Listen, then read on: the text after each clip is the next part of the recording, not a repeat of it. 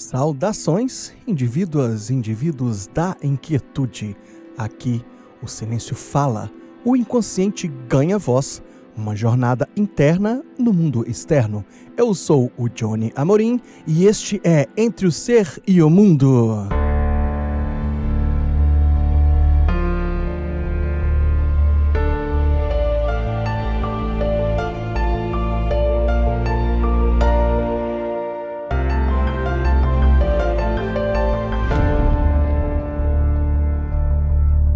Esta é a segunda parte do episódio Morte, o Grande Tabu, a Grande Mestra. Se você não ouviu o primeiro episódio, eu recomendo que volte, que assim você pode pegar a sequência completa. Então, já vamos resumir o que vimos no episódio anterior. Vimos o Spinoza, aquela serenidade de aceitar a morte como parte da ordem natural, com Sêneca também da brevidade da vida, que aquela morte ela está na sala, sentada no relógio. E o que fazemos com essa presença? Como utilizamos o nosso tempo? Com Heidegger, descobrimos que encarar a finitude é viver com autenticidade. E agora vamos ver Nietzsche. Vamos aprender a afirmar a vida diante do fim inevitável.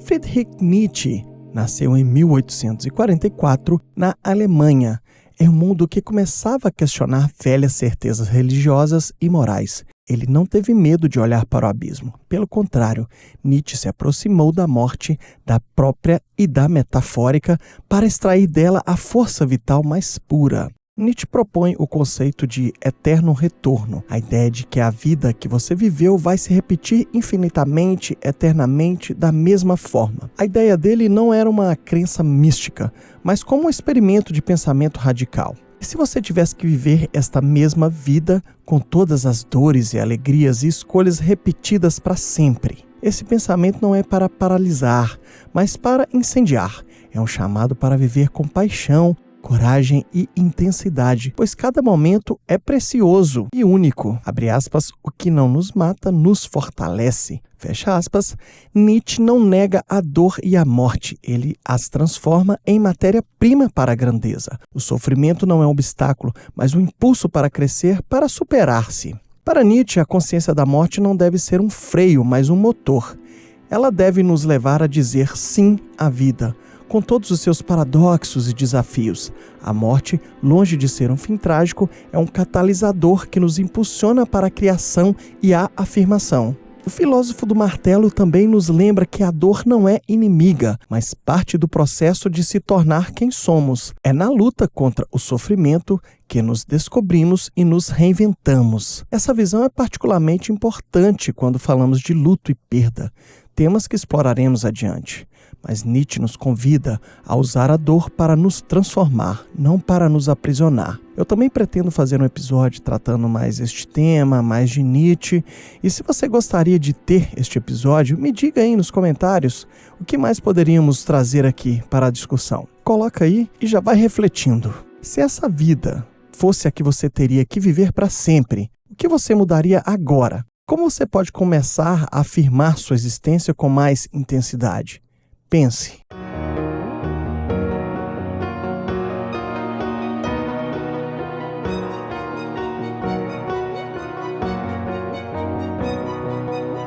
Até agora percorremos o caminho da serenidade de Spinoza, passamos pelo desperdício de tempo, dito em Sêneca, a chamada para a autenticidade de Heidegger e chegamos à afirmação radical da vida de Nietzsche. Cada um, à sua maneira, nos ajuda a pensar a morte não apenas como fim, mas como uma força que estrutura, constrói, convoca e transforma a existência. A sociedade contemporânea encara a morte como um tabu. Vivemos tentando ocultar os sinais da velhice e prolongar a vida a qualquer custo. Rugas, cabelos brancos, fragilidade física, tudo isso é combatido como se fosse um inimigo, quando na verdade são apenas marcas do tempo.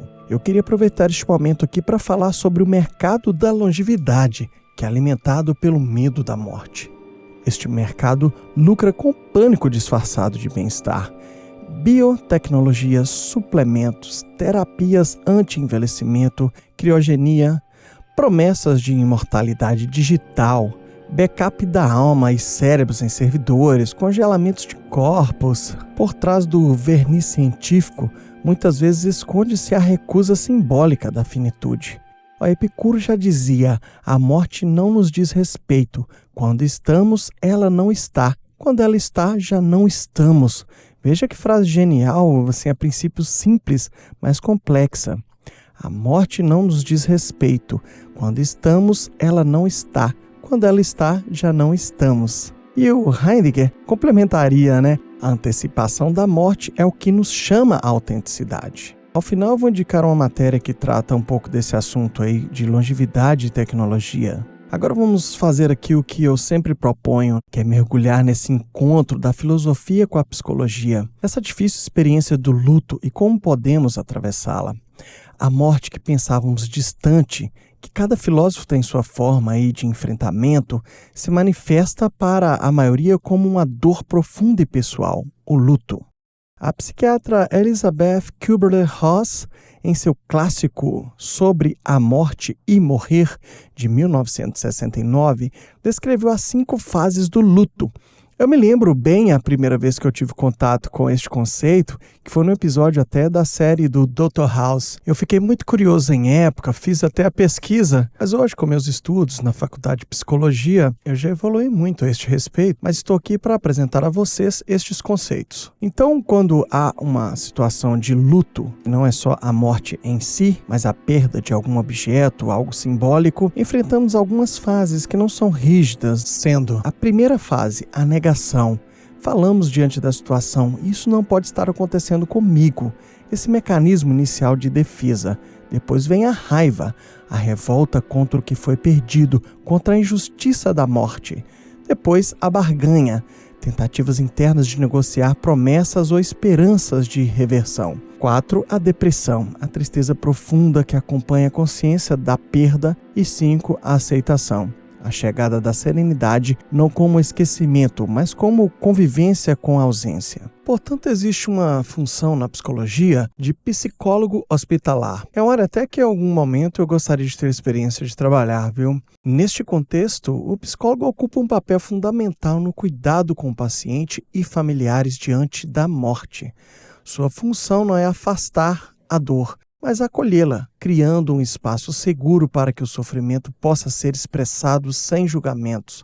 No momento da notícia de um diagnóstico terminal ou da morte iminente, o psicólogo atua como um mediador entre a equipe médica, paciente e família, ajudando a traduzir essas informações e emoções. Ele reconhece que cada pessoa vive o luto de maneira única, que não há um modo certo de sentir, até mesmo para os passos já apresentados anteriormente. Os 5 passos, eles não são rígidos. Então, no campo da melancolia, diferentemente de um luto saudável, na melancolia existe esse risco da fixação patológica. O indivíduo não apenas sofre a perda, mas passa a sentir que perdeu a si mesmo junto com aquilo ou aquele que se foi. Aqui, o psicólogo ajuda a diferenciar a dor natural da perda da dor que paralisa e impede que a vida siga. No luto, o objetivo não é superar a perda, como se pudesse ser apagada, mas integrá-la à história de vida. Há um texto muito interessante do Freud sobre luto e melancolia. Quem sabe um dia eu faço um episódio com este conteúdo. Se você tem interesse, diga aí nos comentários. Quem sabe? Vamos lá, vamos antecipar. Prosseguindo então por aqui.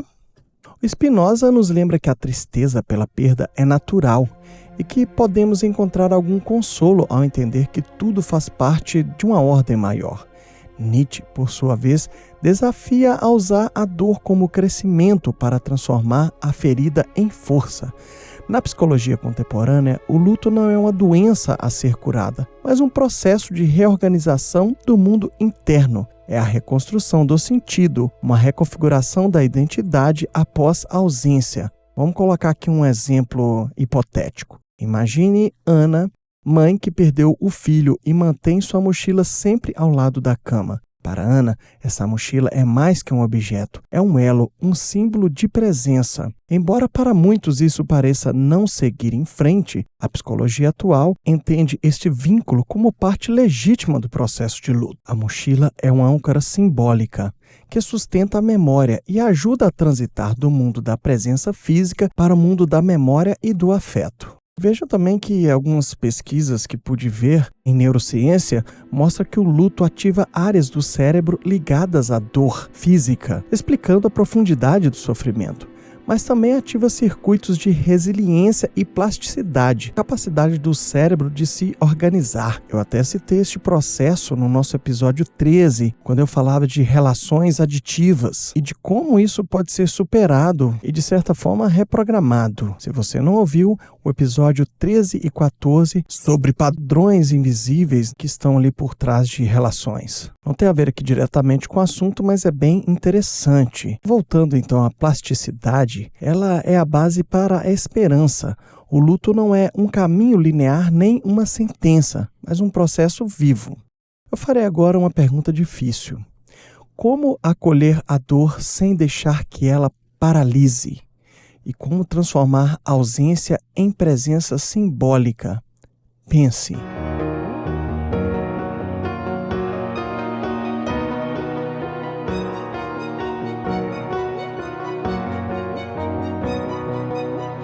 Esta resposta não está em apagar a dor, mas em dar-lhe um significado. Seja uma celebração, um ritual, uma criação artística ou na memória viva. A morte que tanto tememos pode se transformar em um convite à vida. Vida que carrega as marcas, as cicatrizes e a beleza. A morte é universal, inevitável, mas o modo como a encaramos varia profundamente entre culturas.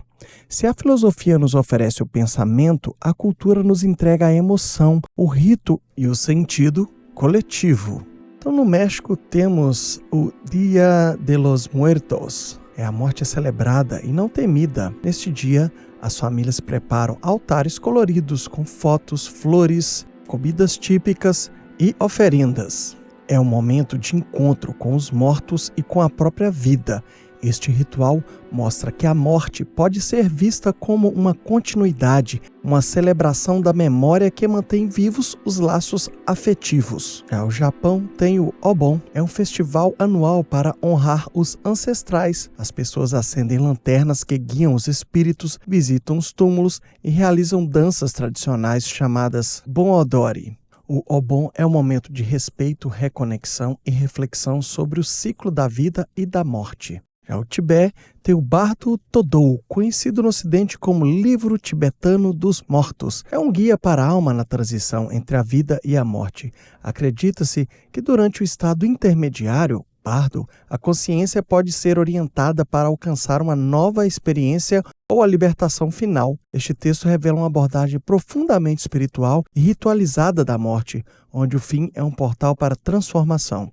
Temos outros exemplos também, Na cultura ocidental moderna, a morte foi escondida dos olhos e confinada a hospitais e funerárias. Em algumas tribos africanas, a morte é parte integrante da vida comunitária, com celebrações públicas e cantos. Na Índia, a cremação é um ritual essencial para a libertação da alma.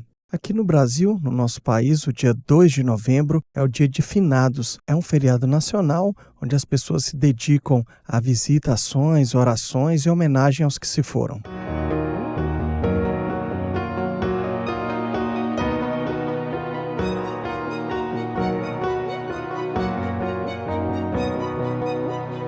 Bloco aqui entre a ideia e o ato, busque apoio, pessoal. Não carregue a dor sozinho.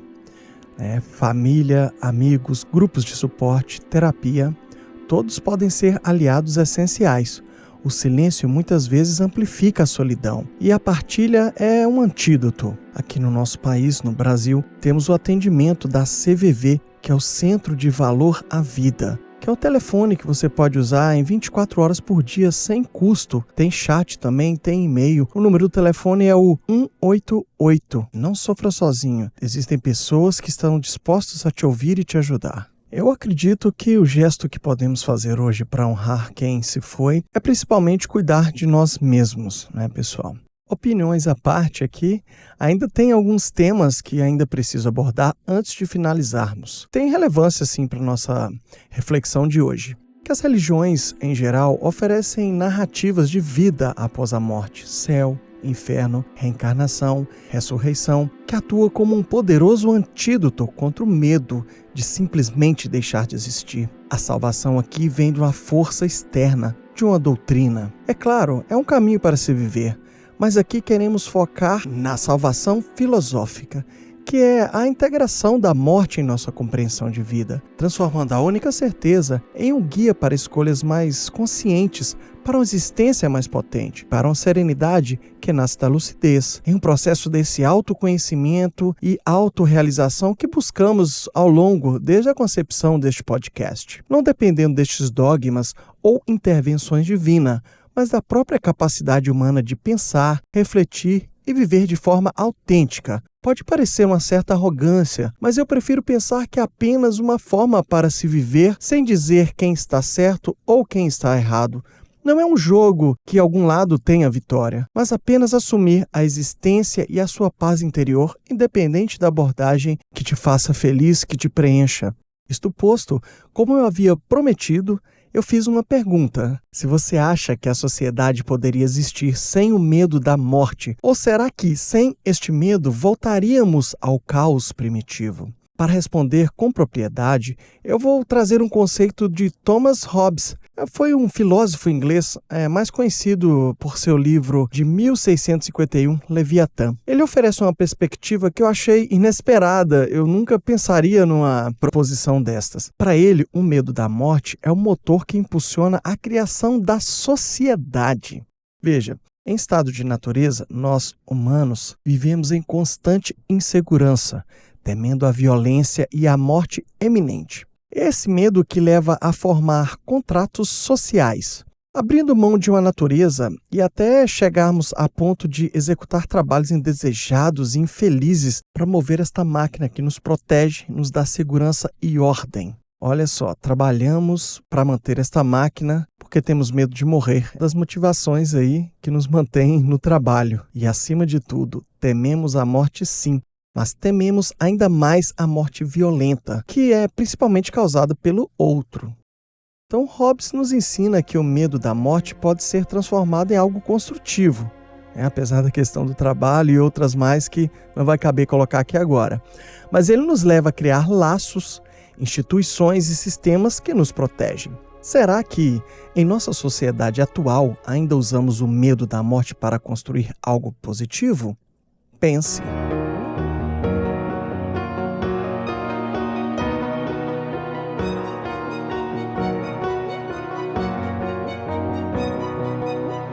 Hoje eu farei um resumo para fixação diferente. Não será um resumo exatamente, mas sim frases que os filósofos deixaram para nós.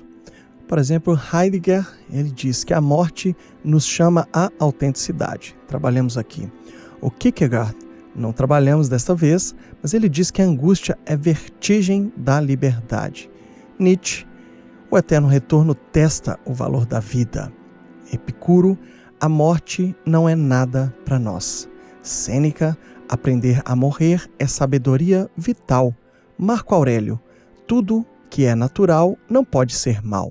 Platão, a alma se liberta na morte. Sócrates, a morte é descanso ou reencontro. Então, algumas indicações culturais aqui sobre a brevidade da vida. É uma carta, na verdade, do Sêneca que vale muito a pena ler. É um clássico estoico e nos convida a refletir sobre essa ideia de viver com consciência. Nós tratamos aqui. Além deste, A Morte e Morrer, de Elizabeth Kübler-Ross. É uma questão que envolve mais a psicologia, aquelas 5 fases do luto. Para quem quiser entender mais profundamente, tratamos um pouco aqui.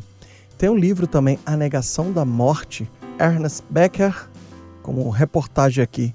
Tem sobre a empresa Tomorrow Biostasis, startup alemã. Essa reportagem saiu em 15 de novembro de 24. Foi na Medical Express. Talvez vocês consigam achar aí pelo Google afora. Agora você que curte poema, O Corvo de Edgar Allan Poe. É muito interessante, cara. Eu adorei ter lido esse poema, que ele é a cristalização da dor, a perda irreversível e da desesperança que assombra o narrador. Eu fiquei tenso ao ler, sinceramente. Podem ler. A palavra que ecoa lá friamente dura a verdade final, de que as coisas não vão realmente se repetir, não voltam. Sempre ouvindo nunca mais. Leiam, vocês vão adorar. O Corvo. A música Tears in Heaven, do Eric Clapton. É uma balada. Eu, quando criança, achava que balada era uma música rápida, pelo nome, balada. Mas, na verdade, a balada é uma música lenta, emocionalmente escrita após a perda trágica do Eric Clapton do seu filho. Um hino sobre o luto, a dor da ausência e a esperança de reencontro, ressoando com as fases do luto. Uma linda música emocionante. Estou encerrando aí mais um episódio. Antes eu queria pedir para que vocês nos avaliem com 5 estrelas no Spotify, que assista no YouTube ou no YouTube Music, que compartilhem, que comentem. Assim, torna este trabalho ainda mais relevante na internet. Vocês sabem como que isso funciona e eu agradeço a colaboração de vocês. Eu estou descobrindo que eu não sei fazer episódios curtos, mas eu vou dar um jeito nisso. Chegando ao fim dessa jornada pelo labirinto da morte, é um tema que nos assusta, mas que revela como um espelho que realmente importa na vida. A morte, sabemos, é inevitável, mas não precisa ser um monstro silencioso que nos paralisa. Ela molda nossa autenticidade, nossas escolhas, a nossa coragem de viver intensamente. A humanidade só pensa sobre a morte. Veja como fazemos os cálculos através da morte de trás para frente. Por exemplo, se eu tiver um filho aos 50 anos, será que eu conseguia dar-lhe suporte, ou iria morrer? Coisas assim. Eu posso começar uma faculdade nova agora, será que isso é possível? Então por que estamos pensando sobre a morte, sobre o fim? Isso se ela não vir tragicamente, de forma antecipada, E ao pensar na eternidade, a raridade desaparece. Temos um delta-tempo limitado, temos que realizar.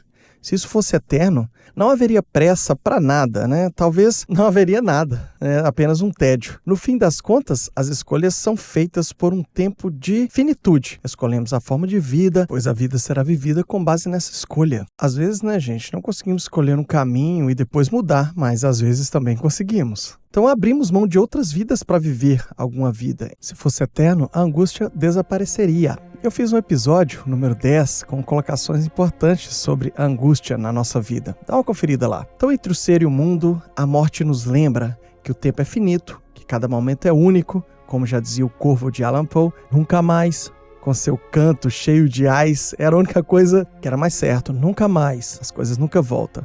No fundo, o que resta então não são bens materiais, mas o sentido que construímos, as relações que cultivamos e o amor que compartilhamos. Então hoje, eu te convido a encarar a morte não com medo, mas com respeito e curiosidade. Que ela seja o fogo que acenda a sua paixão pela vida, o chamado para abandonar a superficialidade e abraçar a profundidade. Obrigado por me acompanhar nessa jornada até aqui. É uma honra compartilhar esse espaço com você. E lembre-se, entre o ser e o mundo, sempre haverá espaço para pensar, questionar e se transformar. Até o próximo episódio, pessoal!